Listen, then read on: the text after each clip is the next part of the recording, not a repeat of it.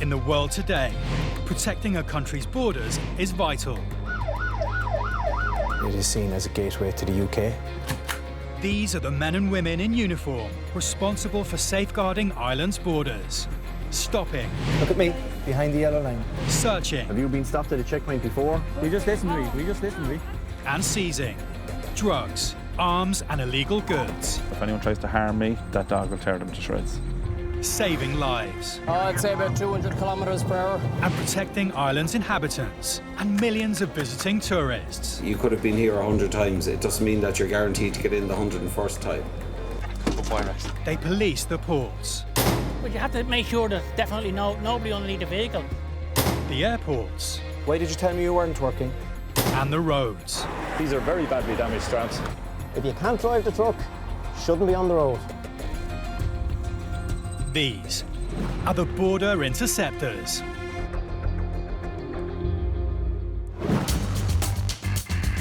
Coming up, a roadside stop reveals an unexpected haul of goods. Did you have receipts for all this stuff that you just purchased? Do you know what's even in your car?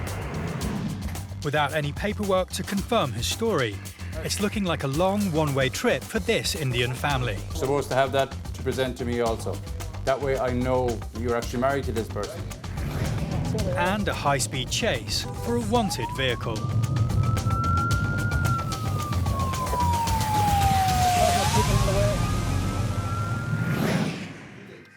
At Dublin Airport, Immigration Officer Ray Flannery is on the non-EU desk. His job is to check every passenger that arrives from outside the European Union has the correct paperwork to enter the country. An Indian man has approached the desk with his young daughter. The man has a visa to enter Ireland, but Officer Flannery is doing a final check before letting the man and his daughter into the country. You're coming here first time to join your spouse. Do you have her details? Her details? Her details? Yes? She's working as a... I need her details. I have no idea who she is. You have to provide details to me. I don't have anything of... Well, how do I know you're coming to them? You should have her GNIB number, address. Without any paperwork, Officer Flannery can't confirm the man's story. The man desperately searches his phone for information, but at the moment it's not looking good for him and his daughter. You should have a letter of invitation. That way I will know who you're coming to. The man hands over his phone with what he says is a photo of his wife's immigration permit. You're supposed to have all this printed. I have no idea who you're coming to. It's common sense. But his lack of any physical paperwork is a problem. Like I have no... Do you have a marriage cert? A marriage cert? Where? Marriage certificate I have in my... You're supposed to have that to present to me also. That way I know you're actually married to this person. So sorry, sir, I was not aware of that they would have carried my all the documents inside my ID. I have all the documents in my marriage certificate, birth certificate. You should have them with me. Because if I refuse your permission to come in, they're no good to you. You need to have all that now. It's not looking good for the man. If he can't convince Officer Flannery his story checks out, he may not be let into the country. Like that photograph could be of anybody. I have no proof. What's her name? My name is Prince Ali. No, what's her name? Simple Elizabeth Jones. Any idea where she lives, her address? She lives in Roadside. Right. Where is she working? She's working for Mountain Residential. Officer Flannery continues to quiz him. Is that her? Yes.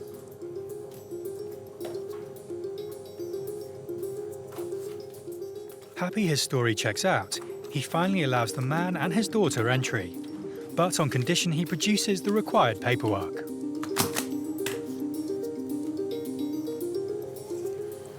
Well, you must go to the local police in Mooncoin or Kilkenny, wherever your wife registered.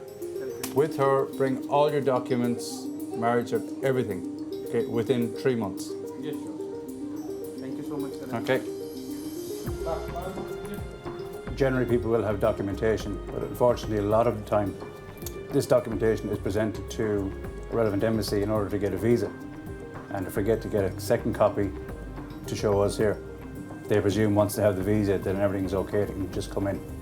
But we will do a double check just to make sure they are who they say they are and coming to join who they say they're coming to join. Today, patrolling the roads around Dublin, including major access routes to the airport and the port, are Garda traffic officers Paddy McElroy and Mark Fay. In their unmarked car, they're keeping a low profile but expert eye out for any suspicious activity. And it's not long before they pulled over a vehicle that's pinged up on their ANPR system. It's suspected that it's involved in crime, yeah. So are you in shopping? Officer McElroy's suspicions are immediately aroused by the car's very full boot. Would you have receipts for all this stuff that you just purchased? What? No, we didn't just purchase now, it's in the car, wait. Like all this stuff here, when was all this stuff bought? It's in the car, I couldn't tell you. We're 3 years homeless, so we're going around everywhere. But all that stuff looks relatively new, if you don't mind me Half asking. an hour, because we're getting a house probably this week or next week. The woman's vague and evasive answers aren't helping her case. Basically, at this moment of time, the woman can't account for some of the stuff that she has in the boot in terms of providing documentary evidence of purchase. If it's the case whereby the items are stolen, she could be prosecuted for theft if found to be that, or if it's the case whereby she is handling stolen property as equally as, if not more, of an offence. Over €500 million worth of stock is stolen every year from retailers in Ireland, some of it immediately heading out of the country. Where are those clothes from? From stores. Gun stores. Right, I'm just going to take that bag out for a second, okay? I want to have a look at that for a second. You said your mother purchased this book. Hold up a second. It turns out officers Fay and McElroy have every reason to suspect this woman. She's already known to the Garda as actively being involved with stolen goods, and the contents of her boot look highly suspicious. When did you buy that? You bought that. Come on, Kathleen. You'd You know. didn't hold it and you put it in your car if you like so. I don't want to put it in my car. If you purchase this, I don't want to take it. Why would I want to take it if you purchased it? It turns out this car is full of new household items. Receipts or something. The Hoover. When did you buy that? The Ashbourne Market. How much you pay for it? The George Foreman in the back. You're not backing up these purchases with receipts to say you own it. There's all new stuff in it. What's in behind this seat? What's in underneath there? Do you know what's even in your car? You've got loads of new items in your car. You've no bags in them, you've no receipts in them. You can't tell me exactly where you bought them. Unhappy with the woman's inability to provide proof of purchase, Officer McElroy finally decides he has no other course of action. Tell you what I'm going to do. I'm going to take the Hoover, the George Foreman, The drone. I'm going to leave all the smaller bits. I'm going Take the kettle. to take the shoes out of River Island, and you're going to prove to me that you purchased them. Can you do that for me? And if you prove that you purchased all them, I'll give them back to you straight away. If the woman can't prove she purchased the items seized, she's looking at a date in court and possible jail time as a repeat offender, particularly if Officer McElroy turns up evidence the items are stolen. All right? For now, the woman is allowed on her way, but with a significantly lighter car. There's all barcodes on them, there's all tags on them. So we'll approach relevant stores and ask them, see can they give us any information and shed any light on this investigation.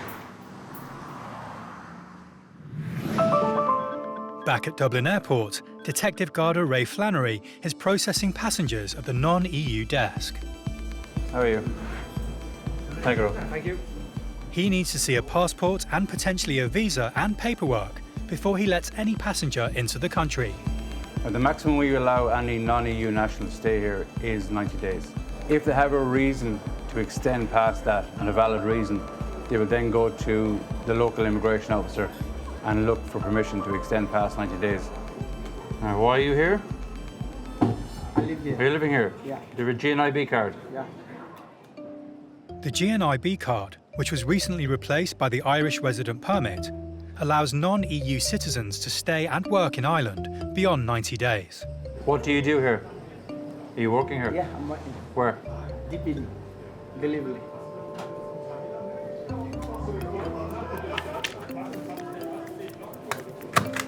Lovely. Thank you.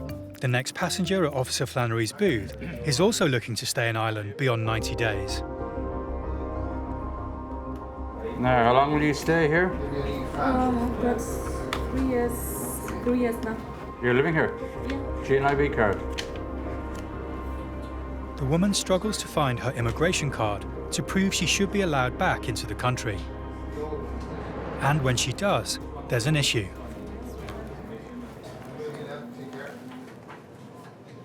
It's expired.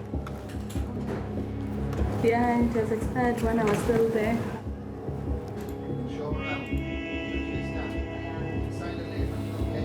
I have to change it, and again I have to change my surname because I'm married here. You got married when? 2 weeks ago. But my husband flew back. He flew back. Yeah, he flew back. Why? Is he not living here? Last week. Is he not living here? He is. He is actually that side. He's waiting for us. Oh, he flew back here? Yeah, he flew back here. Because I had some things to sort out before I leave. Her conditions had expired. She had left here before re-registering, but while she was away back in her home country, she had remarried. And who's Moses? Moses is my ex-husband. Ex-husband? Yeah. So she's now coming in to re-register. She has a child here as well with her. So she was given 90 days to go back and re-register. People re-register every single year, so we know exactly what people are doing. The system has to be updated constantly. Happy her story checks out, Officer Flannery allows the woman entry. Now, you must go and re-register within 3 months. You need to bring your new marriage cert and all your details again back to the office in City Centre. Okay. Where you're Berkeley, yeah. We hold on to this card because it's expired, okay? You're holding it? Yeah, once it's expired, we hold on to it. Okay. So what if maybe I'm gonna need it? You won't, it's expired, so it's no good. Okay. So you can tell them in Berkeley that it's been retained here, Okay. if they ask. It will cost the woman €300 to re-register, but she'll then be allowed to stay in Ireland for another 12 months.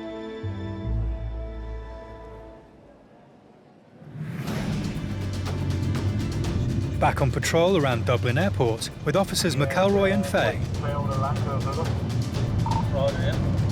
They don't get far before they're called into action. Just a warning for suspicious vehicle.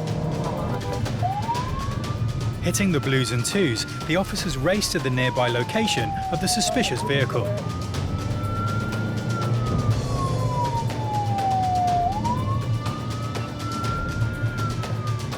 It's not long before they spot the car and pull it over.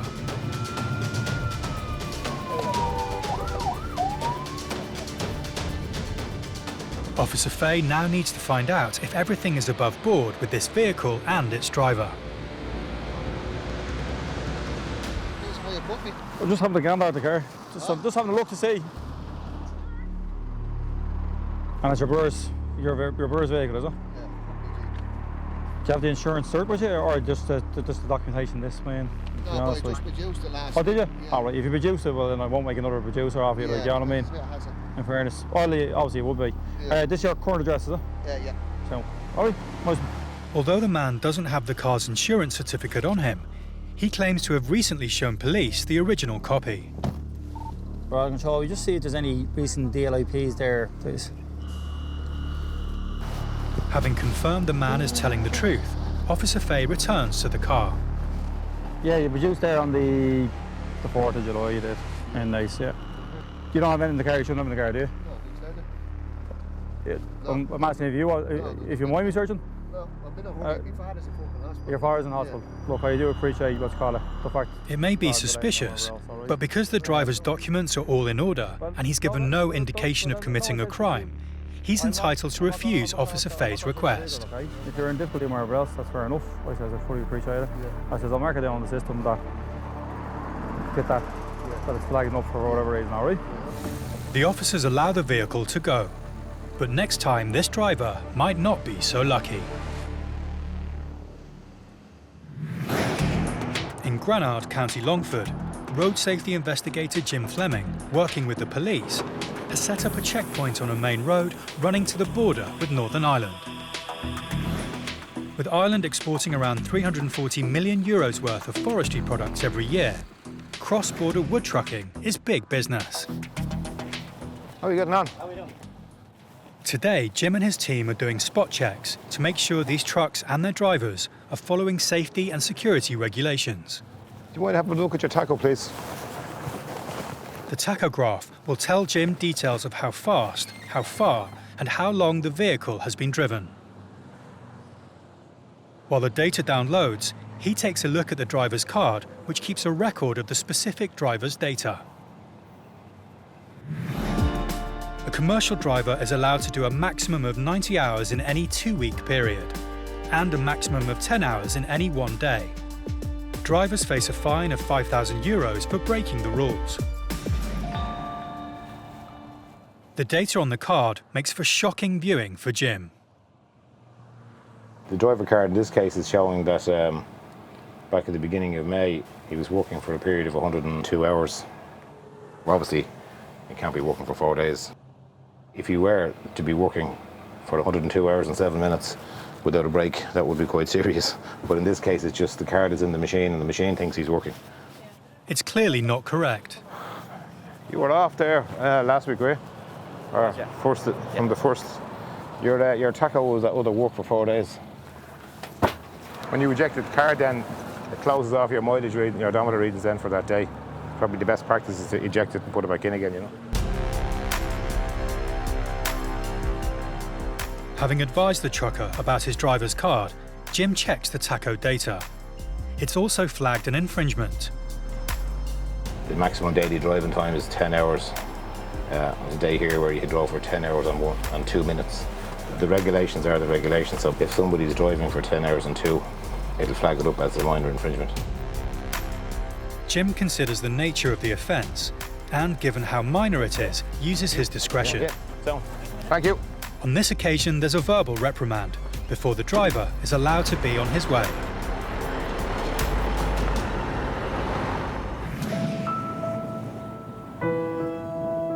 There are approximately 350,000 goods vehicles on the road in Ireland, travelling between borders and from coastal ports to airports. Yeah, that's fine. Road Safety Authority Vehicle Inspector Tommy Wright is conducting roadside checks on HGVs, using the roads leading north to the border. The Road Safety Authority have developed a simple vehicle walk-around checklist to assist drivers in carrying out inspections of their own vehicles. After being pulled over for an on-the-spot inspection, this trucker is about to get the full RSA treatment. Have you been stopped at a checkpoint before? Not lately. Okay, we'll do lights, front and back, tractor unit and trailer, and I'll have a walk round. The check is now a legal requirement before taking the vehicle on the road. And it's going to be very easy for the inspector to see if it's been completed or not. Okay, give the steering wheel a good shake for me, yeah? Press down the foot brake. Get away. Approximately 10% of all collisions are caused by vehicle defects. So it's important for the safety of everyone using Ireland's roads that the vehicles are maintained properly and that the drivers themselves know what issues to look out for. That's the steering column coming down that the driver has the steering wheel, and if you look down there, it's the steering box, and it's power assisted, like, so it's filled with fluid. A lot of the time the top seal gives problems and it leaks. See the oil? Do you know your steering box is leaking fairly bad? You have to toppen it up. Do you know it's leaking? Yeah. Have you reported it? Yes, I have reported that. Yeah. Well, have you it written down then? He also needs to check the cab, from collecting tachograph data to sounding the horn. Horn? Is the horn working, Tommy, is it? When was it working? It was working yesterday. You checked it today, like? I didn't check it today, no. Are you wearing that seatbelt? Yes, sir. I had that. It's not pushing back in that well, like. Why have you it like that then? I just had I like some loose. But sure, it's no good, like. If you're involved in an accident, like, that's no good to you, like. The check is not going well for this driver, and it gets worse. You have a brake pad indicator light on there, like. Yeah. How long is it like that? That's only just like that at the brakes are good on it. That's why you need to have the book. When you see something like with the horn not working or something wrong with the seatbelt or you have a fault like that, you need to record it and you need to report it to your boss and see what's happening then. All right, I'll keep looking around. Safety Inspector Wright now takes a look at the truck's tyres, an area where defects have been found to be a major factor in accidents. I'm looking at the tyre, it's on the limits like, but it's up at the minute like, so I'll check to see it's probably empty like and see where he's going in that thing. Having completed all 22 individual checks, Inspector Wright shares the results with the police officer on duty with him, Garda Liam Lawler. Yeah. Seatbelt not working. Yeah. Brake pad indicator. They have the power to pull the vehicle off the road and impound it, should it not reach the necessary level of roadworthiness. You know the way you have the circle of the dashed wheel? Any indication of which brake? No, there's nothing on that, like. And the lift axle. Safety Inspector Wright and Garda Lawler go through the list of faults as they decide how they need to proceed. The other side, he's amber on both then for tacho and for roadworthiness. Yeah. All right, Tom, so you need to get that seatbelt sorted so that it's retracting properly. It's important that you sort out what the issue is in relation to the brake pad indicator. Get that sorted before you bring it on the road again. She's emptied the trailer, I presume, yeah? So you need to get that tyre sorted as well before you put a load on it. So you're given the chance to go and get stuff done rather than having someone to come out and do the stuff here for you. So that's fair enough, isn't it? That's fair enough. Okay, good man. This driver's been lucky. He's able to continue with his journey. He's going on his way with a warning and a list of jobs to complete. And he has 10 days to do it. Is that okay? Good man. Thanks, Tom.